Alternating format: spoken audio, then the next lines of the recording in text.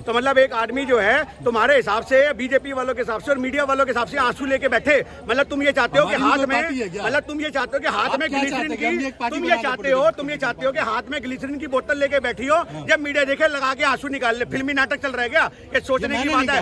जब मन भारी होगा, जब मन के अंदर सवाल पैदा होंगे, जब लगेगा कि हमारी हिम्मत कमजोर पड़ रही है आप जैसे गंदे सवालों से, तब हमारी बहन बेटी की आंख में आंसू आएंगे। ये हमारी बात का जवाब है। बातें नीचता अपने आप में आपके प्रश्नों के अंदर दिख रही है, क्योंकि ये प्रश्न आपके नहीं है, ये भाजपा के द्वारा बोले गए प्रश्न है। तो भाजपा के प्रश्न के अंदर, जिस आदमी के प्रश्न के अंदर नीचता नजर आती हो, उस आदमी की हरकतें कितनी नीच होंगी इसका अंदाजा आप खुद लगा सकते हैं। जब मेडल जीत के आते हैं तो खिलाड़ी से चाय पे चर्चा करते हैं, प्रधानमंत्री कहते हैं विनेश तू तो हमारे परिवार की है, निराश होने की जरूरत नहीं है। और आज 15 दिन से बेटी यहाँ पे निराश बैठी है और वो दादा वो पापा पूछने नहीं आता। सोचने की बात है, जिसको अपनी बेटी कहता है, आज तेरी बेटी के जंतर मंतर पे आंसू निकल रहे हैं और तू पहुंचने नहीं आता। तो कहां गए 56 इंच, सुकड़ के 35 रह गए, 34 रह गए, 28 रह गया। ये सोचने की बात है कि हमारे देश के नेता सिर्फ छाती चौड़ी कर सकते हैं मीडिया के आगे। बीजेपी के एक नेता है जनार्दन मिश्रा, कहते जीजा साली गेम, लाइट कैमरा एक्शन और रोना शुरू। देखिए छोटी सी बात है, उन्होंने बजरंग पुनिया को और विनेश फोगाट को यहाँ पे टारगेट कर दिया। जीजा साली का जो उन्होंने रिश्ता यहाँ पे खुलासा किया है, तो आज हम ये बात कहना चाहते हैं कि अगर एक जीजा आप एक साली के लिए खड़ा है, एक भारत की बेटी के लिए खड़ा है, तो क्या आप उसको रिश्ते को यहाँ से देखोगे? आज एक छोटी सी बात है, वो साक्षी मलिक के लिए भी खड़ा है। तो जो आदमी अपनी बहन बेटियों के लिए खड़ा हुआ है, आप उसे कमजोर करने के लिए काम करोगे। तो आज जितने भी बीजेपी के नेता हैं उनसे हमारा एक ही सवाल है कि आप ब्रिजभूषण के बारे में कब बोलोगे? आप लोग बजरंग पुनिया को टारगेट कर सकते हो, विनेश फोगाट को टारगेट कर सकते हो, हमें टारगेट कर सकते हो, पर भारत की जनता को कैसे जवाब दोगे? यहाँ जनता जवाब मांगने आई है। यहाँ सिर्फ और सिर्फ पहलवानी के अखाड़े वाले लोग नहीं, आम जनता का समर्थन मिल रहा है, किसानों का समर्थन मिल रहा है, देश के भाइयों का समर्थन मिल रहा है। तो सच की आवाजों से दबाने का प्रयास बिल्कुल ना किया जाए, मुद्दों को भटकाने का प्रयास किसी ना किया जाए। ये बीजेपी के नेताओं से हमारा खुला चैलेंज है। नहीं तो याद रखिए आपका तो बदलाव होना ही होना है, कहीं ऐसा ना हो ब्रिजभूषण के आप भी लिपट जाओ।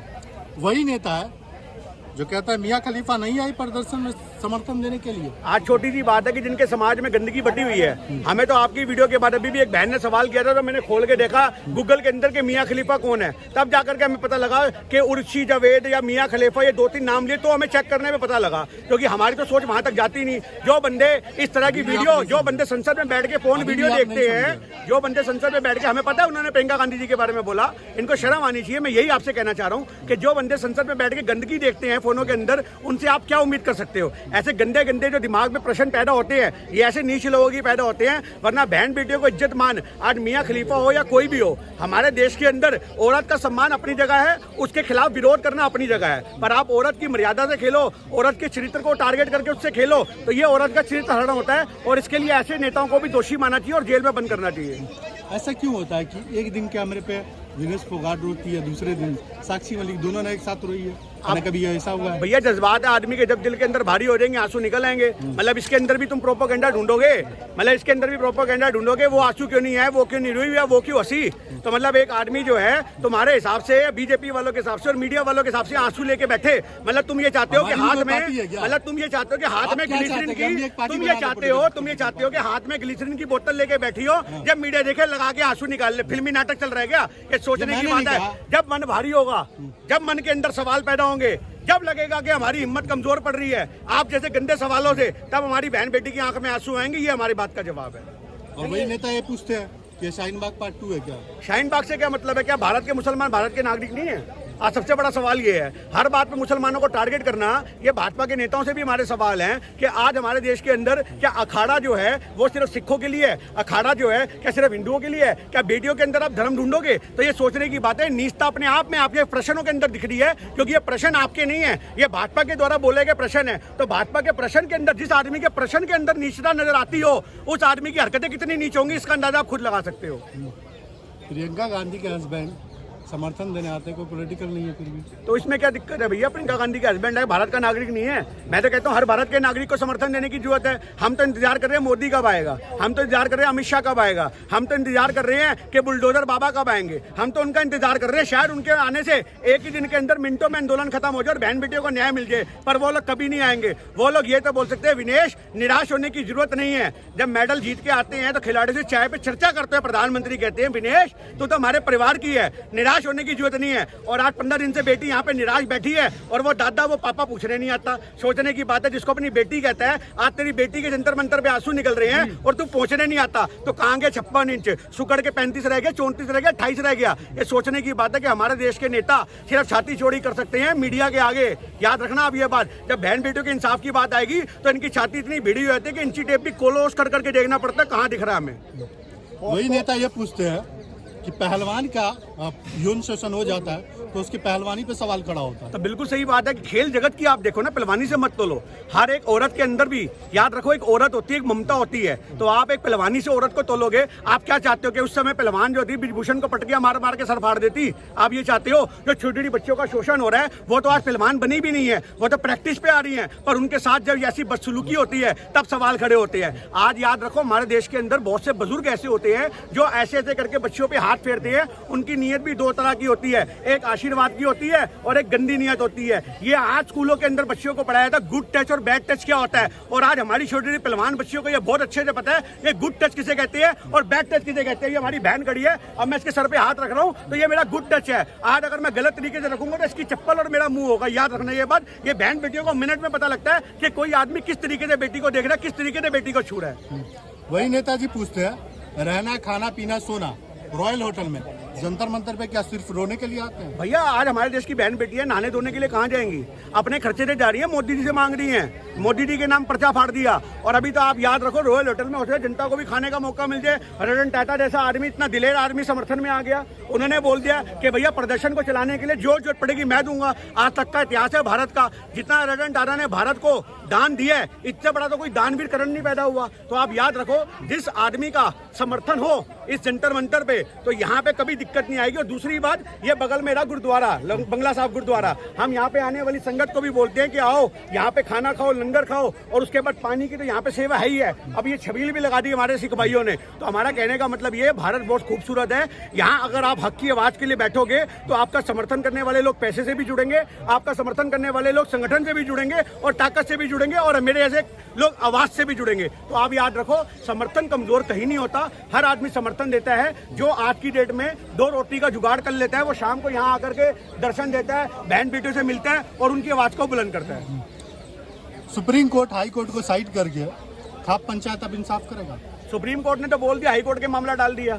आज कोर्ट वालों को तो ये सोचना चाहिए कि तुम्हारी वैल्यू कितनी कम होती जा रही है, तुम किनके दबाव में काम कर रहे हो। एक सुप्रीम कोर्ट के ऑर्डर के ऊपर भी अवहेलना की जाती है, उनके ऑर्डर पास होते हैं पर गिरफ्तारी नहीं होती। तो सवाल तो यहाँ पे भी खड़े होते हैं कि हमारा प्रशासन तो कमजोर था ही था, पर हमारे कोर्ट के ऊपर किसके बंदूक तान रखी है, उनकी कलम के ऊपर किसका पहरा है, ये चीज जांच का विषय है। आज सुप्रीम कोर्ट के बहुत से जज हैं जो फैसला तो सुनाना चाहते हैं पर अंतर।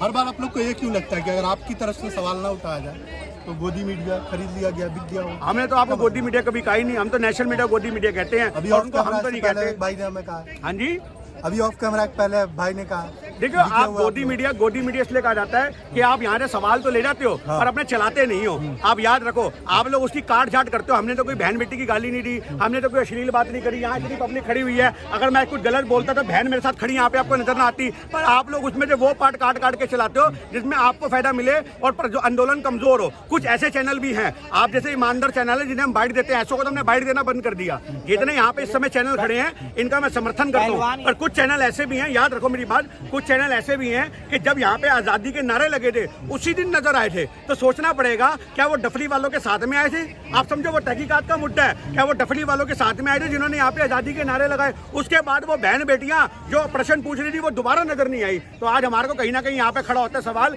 कि सोशल मीडिया में भी कुछ गोदी मीडिया के चैनल हैं जो मोदी के इशारों पे काम करते हैं। आज 15-16 दिन हो गए धरने पे बैठे पहलवानों को, लेकिन जो है 15 दिन और बढ़ा दिया गया है। क्या कहना चाहेंगे? देखिए आज छोटी सी बात है, जब तक हक नहीं मिलेगा ये तो आंदोलन बढ़ता ही जाएगा। 15 दिन से क्या मतलब है? किसान जब बैठे थे, मेरी बात सुनो, क्या अल्टीमेटम लेके बैठे थे हम आज उठेंगे? हक की लड़ाइयों में क्या हम टाइम पास करने के लिए आ रहे हैं? हम हक मांगने के लिए आ रहे हैं। आप अभी अनाउंस कर दो टीवी से उसकी गिरफ्तारी होगी, जेल में चला गया, आपको सुबह तक यहाँ पे एक भी तंबू नजर आ जाए तो आप हमें कहना। तो आप बेचारे किसानों की तरह सालों साल बैठे रहे हैं। हम तो ये चाहते हैं इंसाफ कब होगा, हमें तो बैठने के लिए मजबूर कौन कर रहा है? बैठने के लिए मजबूर कर रहा है प्रशासन, बैठने के लिए मजबूर कर रहा है मोदी सरकार। आज मोदी सरकार सामने आए, खुल करके बहन बेटियों को न्याय की बात उल्लंघन करे और ये जनता को मैसेज जाता है। आप समझो, आज ये लोग हमेशा बलात्कारी को बचाने के पक्ष में खड़े रहते हैं, कभी तिरंगा यात्राएं निकालते हैं, कभी समर्थन रैलियां निकालते हैं। आज हमारे देश के अंदर बहन बेटी की इज्जत जब लुटती है तो याद रखो उसके साथ खड़े होने वाले लोग कम है और बलात्कारियों के खड़े होने वाले बहुत से लोग हैं। ब्रिजभूषण छुपे हुए फरार तो नहीं है, वो डिबेट में भी आ रहे हैं, बाकायदा वीडियो बना के कह भी रहे हैं। यही तो हमारे बात सुन लीजिए पूरी, कि अकेले में किसी भी पहलवान से पता कर ले मेरे बारे में कि वो अगर बता दिया कि मैं दोषी हूँ तो जेल में डाल दो। कुकर्म करने वाला के सारी भीड़ को साथ में लेके करता है क्या? आप याद रखो, अरे पहलवान को छोड़ो ना, अब आदमियों का शोषण करेगा क्या? आदमी से प्यार हो गया, अब ये काम करेगा ब्रिजभूषण? तो आज जहाँ पे उसका आंखें डोलेंगी वही तो मटकाएगा। आप इस चीज को भी समझो ना। तो आज हमारे देश के अंदर आप चाहते हो कि पहलवानों से भी गले लगे और वो किसी और कैरेक्टर में चला जाए। तो आज हमारे देश के अंदर कहने का मतलब ये है कि ब्रिजभूषण जैसे जो लोग होते हैं इनको सोचना चाहिए। और कुकर्म करने वाला आदमी बंद कमरों में कुकर्म करता है, खुले में नहीं करता। आखिरी में एक बात कहना चाहूंगा, आपकी नेता जो है प्रियंका गांधी का तुलना मियां खलीफा से करना कैसा है आपकी नजर में? देखिए, आज बहन बेटियों की इज्जत करनी जिनकी फितरत ही ना हो, ऐसे नंगे लोगों को क्या कहा जाए। हम तो आज ये कहते हैं कि स्मृति ईरानी पे एक पोस्ट बड़ी वायरल हो रही है। मैंने तो अपने ट्विटर पे, मैंने तो अपनी फेसबुक पे, इंस्टा पे भी डाली कि भैया आपको ये सवाल करने का हक नहीं है। बहुत से लोग समाज के ऐसे जो स्मृति ईरानी पे सवाल खड़ा करते हुए कह रहे हैं कि इसकी शादी फलानी डेट को ही अक्टूबर में बच्चा हो गया, तो ये तो 7 महीने भी पूरे नहीं हुए, कैसे हो गया? तो आज सोचने की बात है। हम एक ही बात कहते हैं कि महिला है, महिला के सम्मान से छेड़छाड़ करने का किसी को अधिकार नहीं है। आप याद रखो, चाहे आज उसने बच्चा 7 महीने में पैदा किया, 8 महीने में पैदा किया, ये राजनीतिक विषय नहीं है, ये उसकी निजी जिंदगी है। तो किसी भी आदमी की निजी जिंदगी को, किसी भी आदमी की निजी जिंदगी को खोलने का हक नहीं है। मैंने बात भी कह दिया आप लोगों ने। हाँ, तो बोलूंगा तो सही ना। उन लोगों को मैसेज याद आता है, आपके चैनल से मैसेज कैसे जाएगा? जब भी तो जाएगा। आज मेरी ट्विटर की रीच, आज हमारी ट्विटर की एक रीच है, आज हमारी इंस्टाग्राम की एक रीच है, पर आपके अगर चैनल के माध्यम से ये बात ज्यादा लोगों तक जाए तो शायद लोग सुधर जाएंगे। क्योंकि आज कोई भी राजनीतिक पार्टी हो, सामाजिक पार्टी हो, मैं कहता हूँ आज हमारे देश में एक वेश्या का भी सम्मान होता है। और आप एक संवैधानिक पद पे बैठी औरत के खिलाफ अगर कुछ बोलोगे, चाहे वो प्रियंका गांधी हो, स्मृति ईरानी हो, गिन्नी सानी जरूर विरोध करेगा।